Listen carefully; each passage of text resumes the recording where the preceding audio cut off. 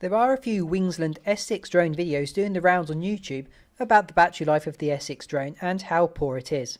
Some of the videos claim the batteries are lasting about a minute before the S6 decides there isn't enough juice to carry on flying, returns home and lands itself.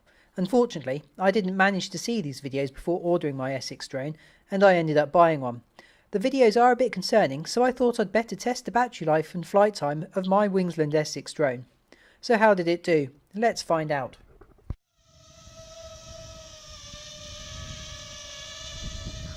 This test was carried out in real time and the S6 was filmed from takeoff to landing. I've read that a drone uses just as much power hovering as it does flying around, and even a little more, so for the purposes of this test I'm just going to let the Wingsland S6 sit there and hover. Whilst it's in the air waiting for a command, let's have a full 360-degree look around the drone. Personally, I think the Wingsland S6 drone looks really good, even in the orange colour, which I wouldn't have gone for had the camo option been available from the UK supplier I bought it from. I realise an all-show no-go drone is far from ideal, so I really hope the S6 performs. If the S6 performs half as good as it looks, then I'll be more than happy. I guess only time will tell though.